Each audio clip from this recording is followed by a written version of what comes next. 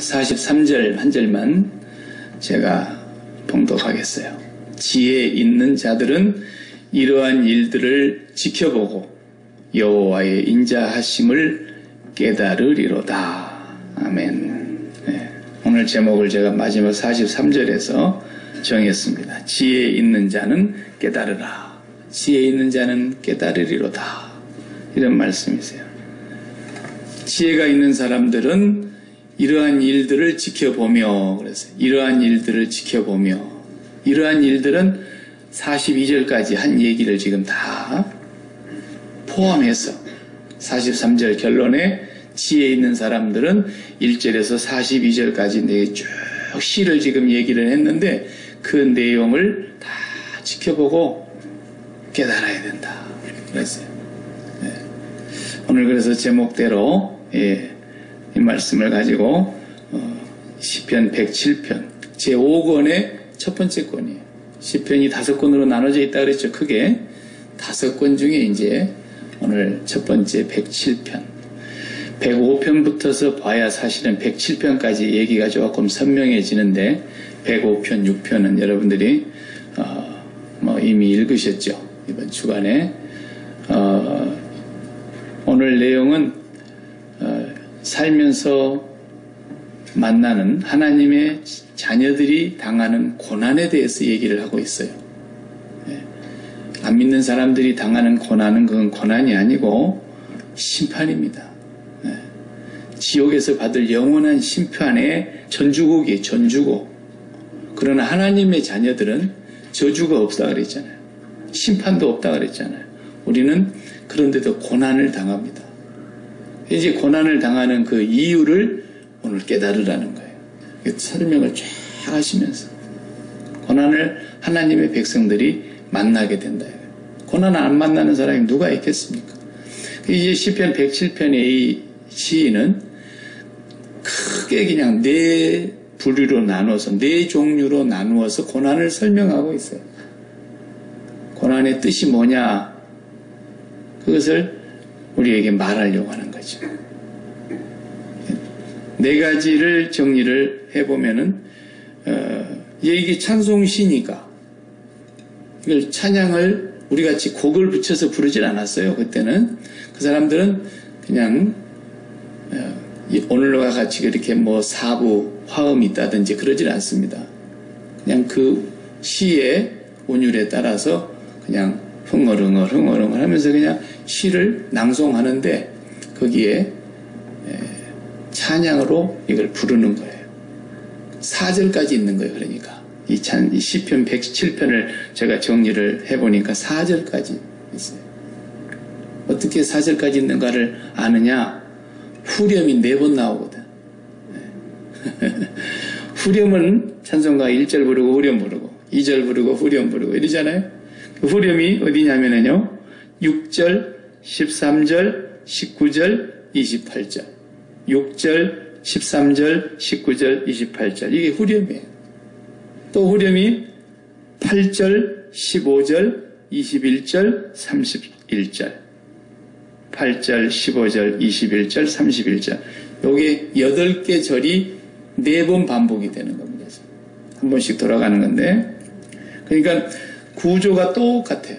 구조가 1절하고 이 후렴을 하고 2절하고 이 후렴을 하고 이러는 거예요. 후렴을 한번 보시면 똑같으니까 6절하고 8절만 보면 나머지는 반복이에요. 6절은 이에 그들이 근심 중에 여호와께 부르짖음에 그들의 고통에서 건지시고 이게 후렴이고 또 이어지는 후렴은 8절 여호와의 인자하심과 인생에게 행하신 기적으로 말미암아 그를 찬송할지로다.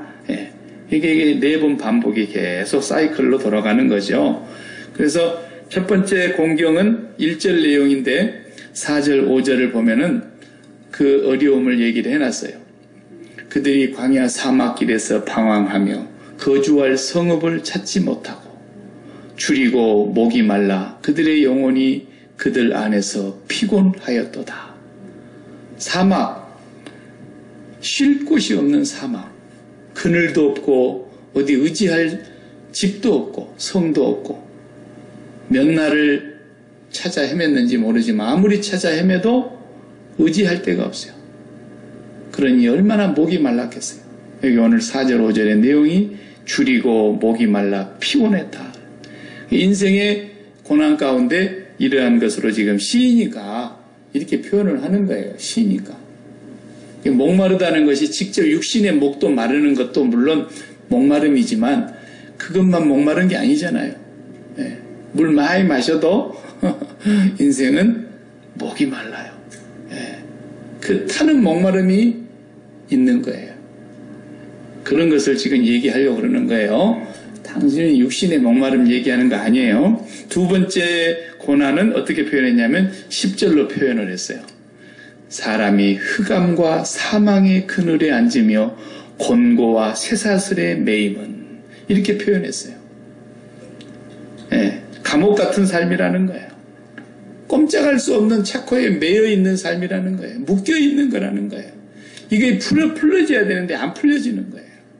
그런데 기도했더니 그것도 하나님이 14절에 풀어주시더라 하는 말씀을 흑암과 사망의 그늘에서 인도하여 내시고 그들의 얽어맨 줄을 끊으셨도다 이렇게 했어요. 세 번째 고난은 어떻게 표현했느냐 하면 17절 18절이에요.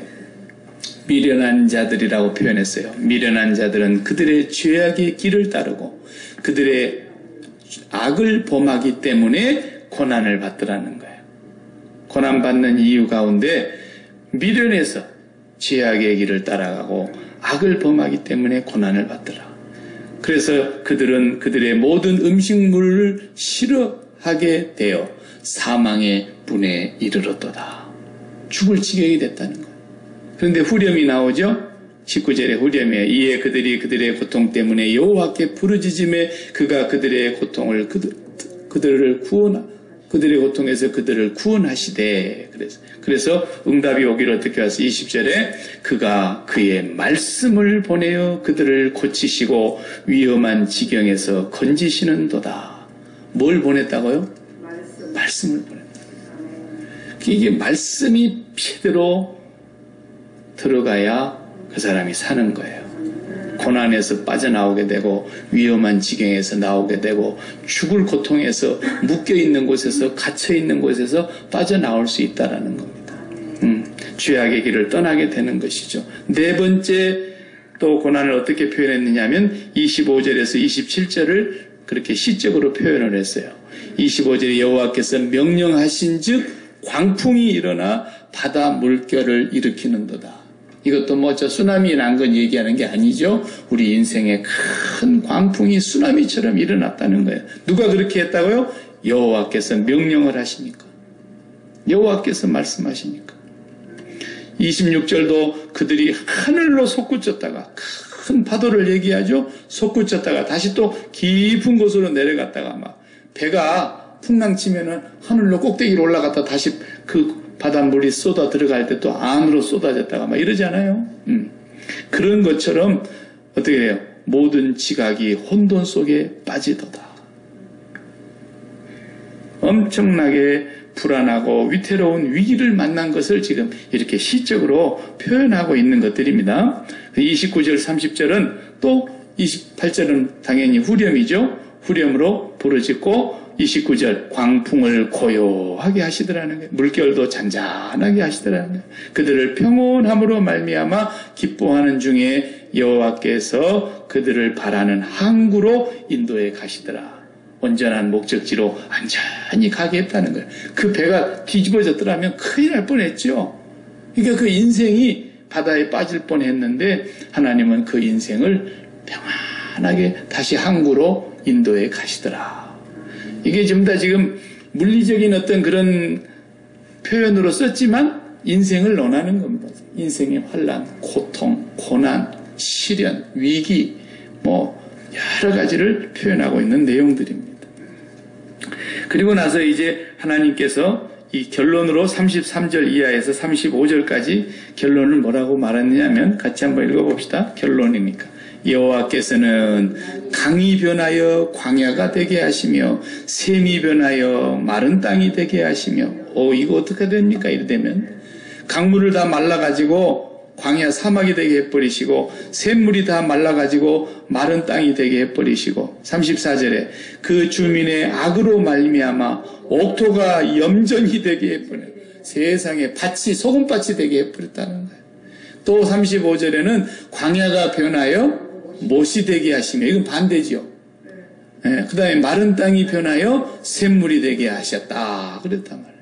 그러니까 하나님은 옥토도 소금밭처럼 만들어서 농사가 안 되게 만들어 보실 수도 있는가 하면 소금밭도 변하여 옥토가 되게 하시고 마른 땅이 광야가 되게도 샘물이 강물이 다 흘러서 가던 것이 다 말라서 광야처럼 사막이 되게 해버리시기도 하지만 그 사막 같은 곳을 연못으로 하나님이 강물이 흐르게 하실 수 있는 분이라는 거예요. 그러니까 그 하나님의 주권과 능력을 말씀하고 계시면서 오늘 우리가 당하는 고난이 무엇 때문인가를 제대로 깨달았으면 좋겠다라는 거죠. 안 믿는 사람들은 고난이 아니라니까요. 뭐라고요? 지옥의 전주곡, 지옥의 멸망과 저주의 전주곡이에요. 그건 택함받지 못한 사람들은 그들이 잘 때면 잘 될수록 전주곡이 이제 가까워 온 거예요. 끝날 무렵이 가까워 온 거예요. 네. 그러나 하나님의 자녀들은 고난이 똑같이 임하는데 그 고난이 무엇인가를 깨달으리로다. 누가? 지혜 있는 자들은 깨달아야 된다. 이게 지금 107편의 시예요. 시를 하나씩 하나씩 이렇게 뜯어서 음미해 보면 너무너무 이 시는 깊이가 있어요. 네. 기도이며 찬송이며 신앙의 고백이며 하나님을 찬양하는 것이며 죄를 회개하는 것이며 하나님의 용서가 있고 인자와 사랑이 있고 시 속에 우리의 삶이 녹아내려져 있는 거다. 어마어마한 거예요. 시편 150편이 참 주옥 같습니다. 그래서 우리가 이제 성경을 쭉 읽어보면서 조금 이제 감이 오는 건 뭐냐면 하나님의 처음 선택받은 이스라엘 백성들이 하나님 앞에서 출애굽기에 구원받은 장면을 우리가 봤잖아요. 6월절 어린 양으로 그들이 애굽에서 빠져나오게 되고 그 다음에 홍해바다를 건너서 세례를 받게 되고 이 엄청난 하나님의 주권과 능력으로 그 택한 백성을 아브라함과 언약을 이루시고 이삭과 야곱에게 하신 언약을 그대로 하나님은 이루시는데 그 은총을 입은 자들이 어떻게 됩니까? 광야에 나오자마자 까마귀를 잡아먹었나 깜밥을 먹었나 하여튼 그렇게 망각을 그렇게 쉽게 할 수가 있을까 말이죠. 이해가 안 될 정도로 망각을 하는 거예요. 하나님 원망하고 반역하고 불평하고 그리고 하나님께서 또 어떻게 해요? 이놈들 혼 좀 나봐라. 그러니까 하나님 사랑하시는 자에게 또 징계를 내리시는 분이니까 징계의 채찍이 막 내리잖아요. 그러면 또 아이고 아파서 죽겠습니다. 살려주세요. 용서해달라고 그러면 또 하나님 인자하심으로 또 용서해 주시죠. 용서해 주시고 다시 그곳에서 끌어내 주시면 또 망각하고 그게 아주 교과서처럼 그냥 나와버리는 게 사사기 아닙니까? 계속 하나님의 백성들이 수도 없이 그걸 반복하고 있는 똑같은 사이클을 구원해 주십니다. 그러면 그렇게 기뻐서 뛰고 감사하다가 금방 망각해버립니다. 그리고 하나님 앞에 원망하고 반역하고 불평합니다. 그럼 하나님의 징계에 또 채찍과 매가 내려옵니다. 그러면 또 아파서 하나님 살려달라고 부르짖습니다. 그러면 또 용서해 주십니다. 이 사이클이 성경의 사이클이에요. 그 사이클이 이스라엘 백성들만 아니라 오늘 우리 하나님의 백성들의 자녀들의 모습이라는 거예요. 네. 우리가 그런 비밀을 모르는 게 아니잖아요. 다 비유에 담겨져 있잖아요. 이 세상에 그림으로 봐도 다 나오잖아요. 우리가 애들 키워보면 그렇잖아요. 조금 막 잘해주면 그냥 애들이 오늘 그렇게 좋아하다가도 아이고 조금만 뷰 틀어지면 그냥 저게 내 속에서 나왔나 할 정도로 엉뚱한 짓거리를 하고 그러다가 또 혼 좀 나면은 잘못했습니다. 그러고 그래도 또 고집이 센 자식은요 이러고요 그렇게 맞는데도 잘못했단 말 안 하는 자식이 있습니다.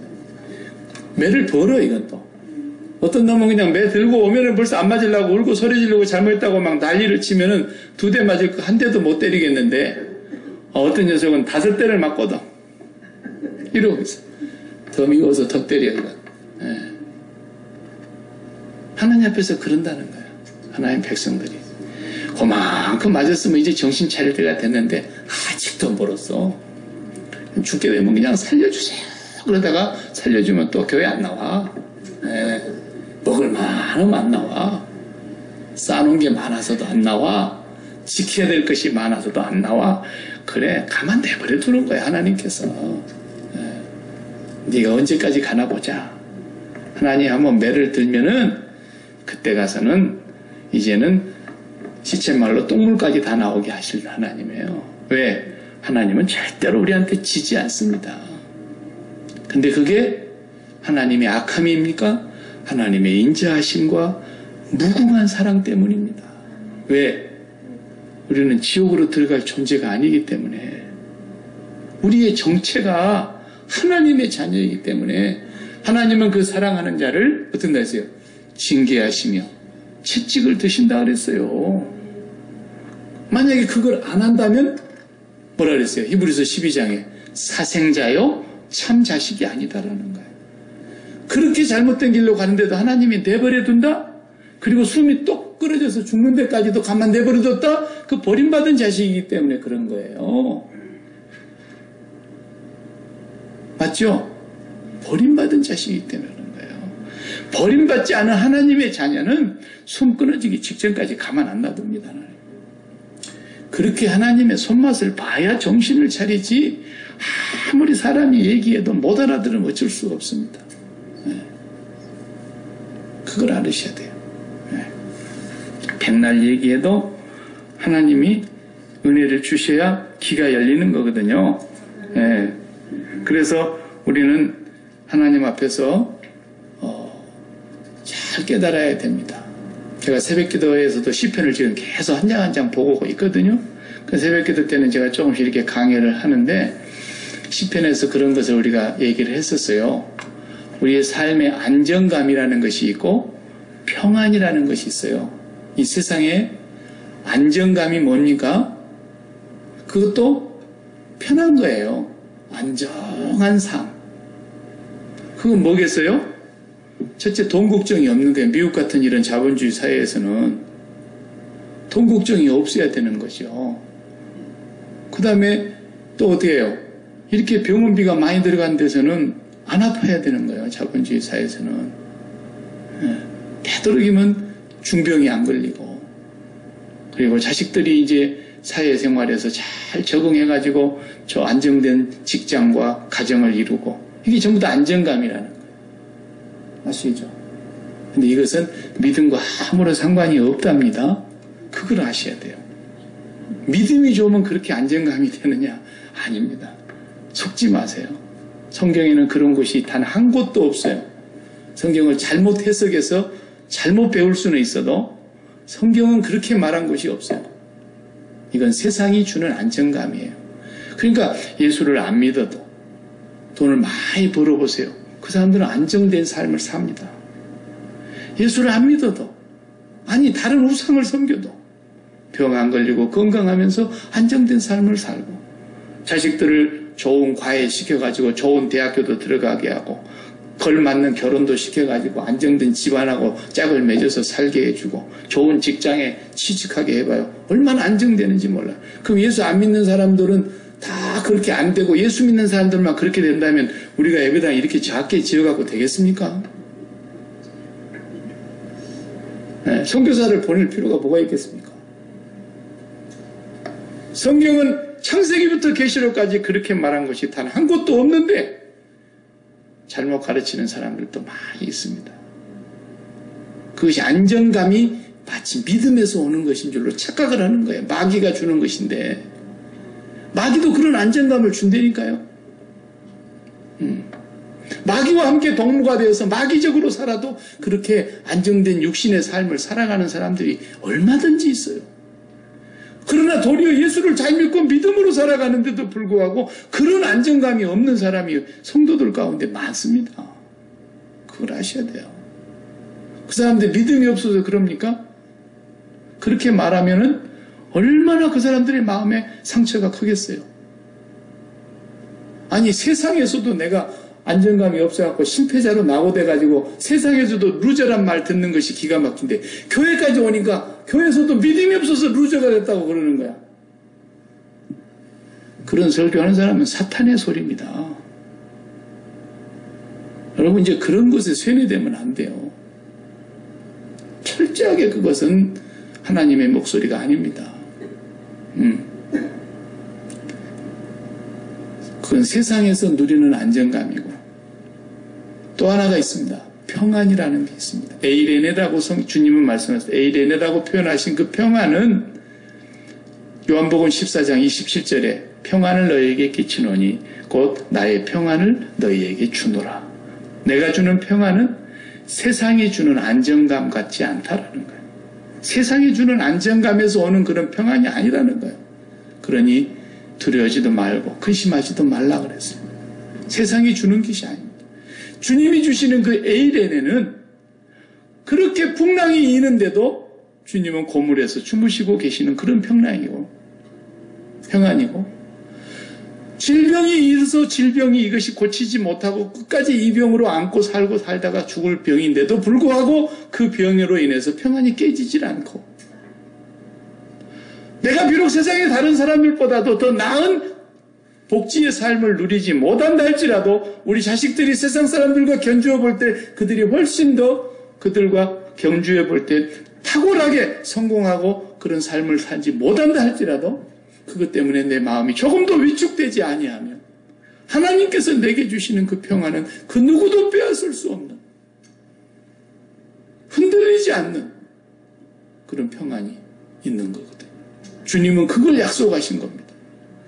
극단적으로 스데반 집사와 같이 아주 그냥 돌멩이에 맞아서 머리통이 깨지고 온몸이 피가 철철 흐르면서 피투성이가 돼서 죽어가는데도 그 평안은 빼앗기지 않는 평안이었습니다. 사도 바울은 마침내 붙들려서 옥중에서 어느 정도 지내다가 목이 잘리는 참수형으로 순교를 당했다고 하는데도 내가 이 피를 제단에 부어 번제로 드린다 할지라도 기뻐하고 기뻐하리라 그랬습니다. 누가 그 평안을 빼앗겠습니까? 절대로 깨질 수 없는 평안입니다. 그것은 이 세상에 기초하고 있는 안정감으로부터서 오는 게 아니기 때문에 그런 것입니다. 세상에 와서도 세상에서도 내가 배움도 모자란 데다가 세상에서도 내가 별로 그렇게 성공적인 삶을 살지 못해서 세상 사람들이 볼 때 나를 루저라고 생각하는 것이 속상한데 교회까지 왔더니 교회에서 믿음이 그 모양이니까 세상 사람들보다 못 산다고 그러고 이렇게 얘기를 하면 여러분 기분 좋겠어요? 사탄의 집단이지 그건. 그건 우리 소관이 아닙니다. 주님은 분명히 말씀하셨습니다. 그래서 우리가 알아야 될 것은 이 세상이 주는 안정감은 오히려 하나님께서 택한 백성들에게 거기에 마음이 빠지면 하나님은 고난을 내리십니다. 반드시 그렇게 하십니다. 그 세상에 안정감을 주는 그런 것들, 예수를 안 믿어도 혹은 우상을 섬기고 다른 종교에 빠져서 참신이 아닌 신을 섬기는 사람들이 세상에서 안정감을 누리는 그런 것들을 우리 하나님의 백성들이 부러워하고 그것을 얻기 위해서 하나님을 등지는 일을 행하면 오히려 하나님은 그 안정감을 깨뜨리시고야 마는 분이라는 걸 명심하셔야 됩니다. 어렸을 적에요. 제가 시골에 살았을 때 우리 동네에 사냥꾼들이 왔는데 총 들고 오는 게 아니고 사냥을 하는데 거기다 텐트를 치고 맨날 며칠 먹고 자고 지내면서 사냥을 해요. 어떻게 하나 보니까 불을 피워. 그런 거 보셨어요? 바위 밑에 보면은 산속에 굴이 있다고요. 그러면 겨울잠 자려고 거기 산짐승들이 다 들어가서 뭐가 들어갔는지는 몰라도 그 들어가서 의지하고 있는데 그놈을 잡으려고 그러는데 그 작대기로 쑤셔갖고는 안 나오잖아요. 그러니까 그 앞에서 불을 피워가지고 생소나무 가지를 꺾어다가 막 생나무를 태우면 연기가 얼마나 납니까? 그걸 여기서 부채로 살살 붙이고 있는 거예요. 풀무로 돌리는 거죠. 옛날 풀무 보셨잖아요. 장작불 불 붙일 때 풀무 돌리는 거 그걸로 살살 돌리면서 그 젖은 나무를 갖다가 떼니 그 안에 있는 짐승이 견뎌낼 수 있어요?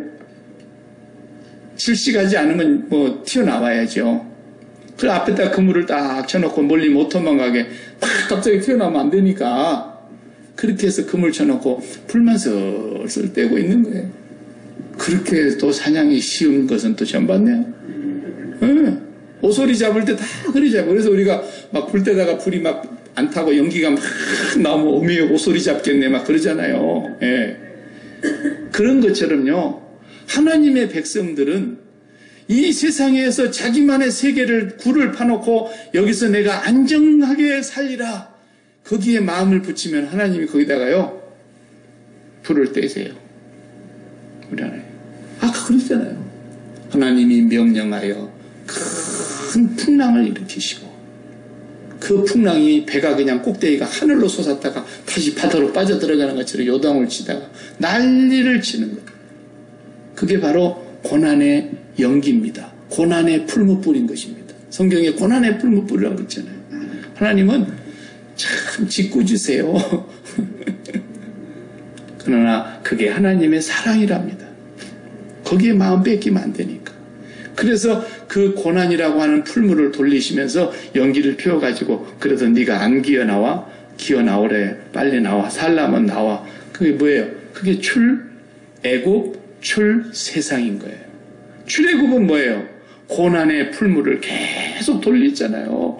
이상한 바로가 나오더니 요셉을 알지도 못하는 이놈이 나와서 그냥 이스라엘 백성을 괴롭히기 시작하는데 국고성을 지게 만드는데 얼마나 노역을 심하게 시키면서 거기다가 또 자식 낳으면 남자는 나일강에 갖다 버리라고 가족을 파괴하고 완전히 그들을 그렇게 혹사를 시키니까 그 고난 속에서 누구를 생각하게 된 겁니까? 아브라함의 하나님, 이삭의 하나님, 야곱의 하나님은 어디 계십니까?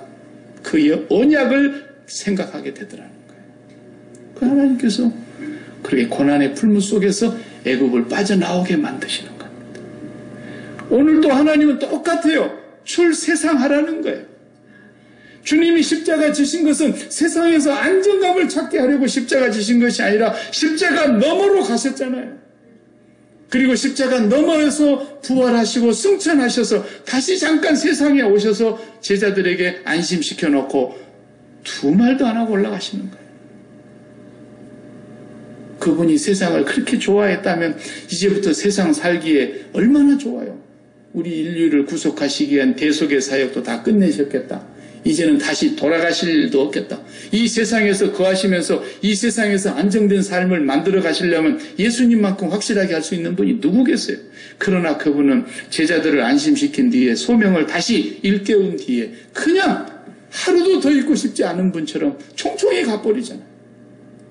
내가 그분을 정말로 사랑한다면 사랑하는 분이 가 있는 그곳에 내 마음도 따라가야 되지 않습니까? 그것이 사랑 아닙니까? 그게 믿음 아닙니까? 그러니까 우리 하나님은 우리를 지으셨기 때문에 우리 마음을 누구보다도 잘 아시는 분이세요. 얼마나 우리 마음을 잘 아시겠어요? 부모도 자식 마음을 웬만큼 할 때는 아는데 하나님 전능하시고 전지하신 분이 우리 속마음을 너무 잘 아세요. 우리 마음은 어떤 거예요? 우리 마음은 기쁨과 즐거움을 주는 것을 담게 되어 있어요. 그래서 구원이 뭐냐 그러면요 죽어서 천당 가는 거 이건 10점짜리 해석이에요. 맞는 말인 것 같지만 해석으로는 10점짜리밖에 안 되는 해석이고 구원이 뭐냐? 네 마음에 진정한 기쁨과 즐거움으로 가득 찬 것이 구원이라는 거예요. 그럼 우리 마음에 돈을 담으려고 하는 사람이 있다면 돈을 왜 담으려고 그러겠어요? 기쁨과 즐거움을 준다는 믿음이 있기 때문에 돈을 담으려고 그러는 거 아닙니까? 그래서 돈을 가득히 담았더니 말로 다 할 수 없는 기쁨과 즐거움이 넘치더라. 그 사람은 뭘 믿는 거예요? 돈을 믿는 겁니다. 그 사람의 마음은 뭔가를 담아야만, 채워야만 기쁘게 돼 있어요. 이게 안 채워지면 갈증이 나는 거예요. 이게 안 채워지면 화가 나는 거예요. 이게 안 채워지면 원망과 불평이 나오는 거예요. 근데 뭔가가 채워지면 기쁨이 생기는 거죠. 하나님은 그렇게 우리의 마음을 만드셨답니다. 근데 이 만들어 놓은 마음 속에 사람들이 뭘 담아요? 돈을 담는 거예요. 돈을 한번 딱 마음에 돈이라는 이름을 담으면 아직 돈이 들어오지는 않았어. 그러나 그 돈이 내 마음에 기쁨과 즐거움과 만족을 주리라는 믿음이 있기 때문에 그 돈이라는 이름을 내 마음에 일단 담았어요. 담고 나면은 그 다음에 돈이 내게로 들어오기 위해서 율법을 찾아가게 돼 있어요. 율법. 그 율법이라는 뜻이 그런 뜻이에요. 그래서 재테크하는 방법, 적은 돈으로 크게 부자 되는 법, 개미 군단 주식으로 큰 부자 되는 법, 뭐 부동산 투자해가지고 재테크를 뭐 해가지고 어떻게 하는 법, 그것이 다 뭐라고요? 율법이라니까요. 그 율법책을 그렇게 들여다보고 있는 거예요. 눈이 빠지도록 들여다보고 있는 거예요. 성경은 안 들여다보면서. 왜? 그 마음에 하나님이 계시지 않고 돈이 계시기 때문에, 돈님이 계시기 때문에, 예수님은 그걸 너무나 잘 아시기 때문에 너희가 하나님과 돈을 겸하여 섬길 수 없느니라 그랬던 거예요.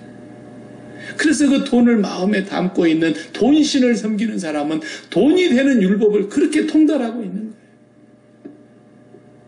자식이 성공하는 법, 자식을 성공하는 자식으로 키우는 법. 그러면은 자식을 마음에 담고 있는 부모님이나 엄마, 그런 사람들은 어때요? 아마 제가 뭐 조사는 안 해봤으니까 뭐 수치로 말할 수는 없지만 전 세계에서 자식에 대해서 가장 성공적인 자식으로 키우려고 하는 욕심이 꽉 차 있는 민족이 우리 고국이 아닌가, 우리 대한민국이 아닌가, 나는 그런 생각이 들어요.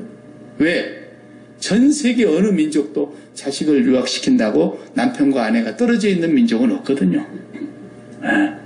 당신은 부지런히 돈 벌어서 제 날짜에 착착 보내. 나는 가서 자식하고 열심히 애새끼 공부시킬 테니까. 그런 부분은 전 세계 민족 가운데 대한민국밖에 없습니다.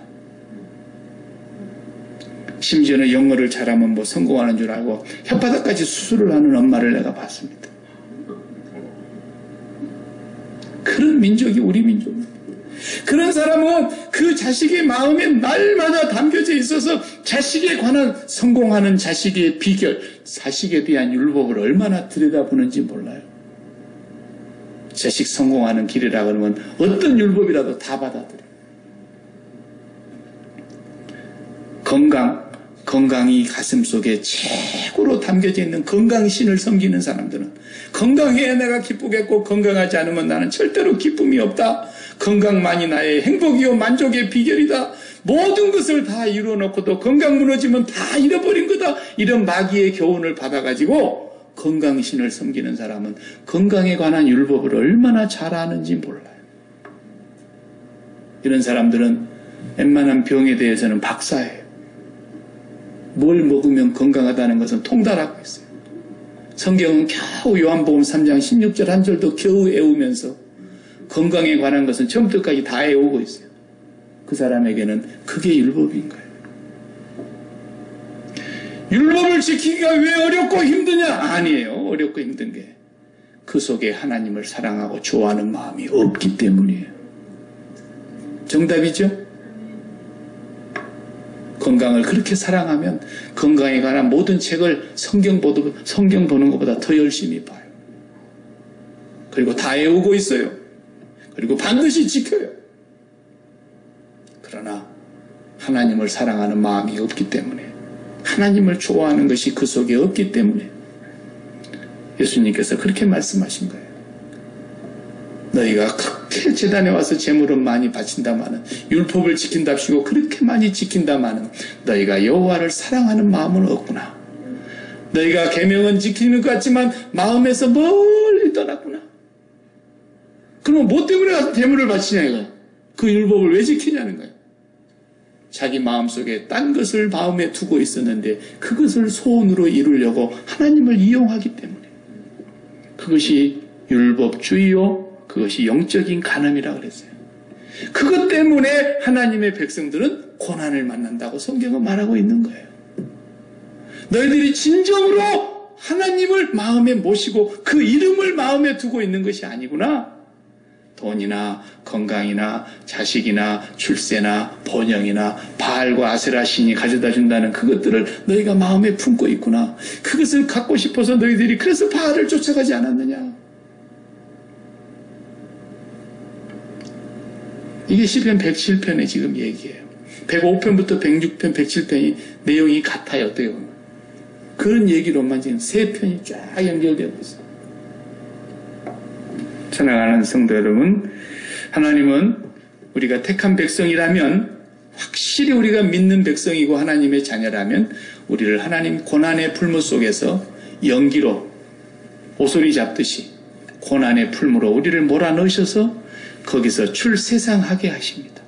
내 삶의 안정감을 찾으려고 했던 그 모든 것에서 떨어져 나오게 하십니다. 그 엑시트, 그 출구가 바로 뭐냐? 십자가인 것입니다. 그 십자가를 통과하지 않고는, 그 십자가에서 세상의 안정감에 대해서 못 박혀 죽지 않고는, 날마다 죽음을 고백하며 십자가를 생활화하지 않고는 그 길을 빠져나올 수 있는 출구가 없습니다. 그래서 얼마 전에 작년인가요? 우리 고국에 막 그 뭐 목욕탕인가 무슨 위트니스 센터에 불나가지고 그냥 전부 다 출구가 어디로 나올 수가 없어가지고 연기에 질식돼서 엄청나게 많이 뭐 죽었다잖아요. 출구를 찾지 못한 거예요. 출구만 열렸으면 그렇게 죽었겠습니까? 우리가 이 땅에서 빠져나올 수 있는 길은 오직 한 길 십자가라는 관문을 빠져나와야 되는데, 여기가 엑시트인데 십자가로 날마다 자기 일을 생활화하면서 예수 그리스도와 함께 세상에 대하여 죄에 대하여 죽고 하나님께 대하여 산 자로 여기면서 날마다 예수 죽음에 우리를 넘겨야 되는데, 고린도후서 4장의 말씀대로 예수 죽음에 날마다 넘기우면 우리가 예수 생명으로 살게 하려고 하심이라 그랬습니다. 우리의 삶이 어려울 수 있습니다. 예수 믿어도 못 고치는 죽을 암병 같은 거 걸려서 죽을 수도 있고요.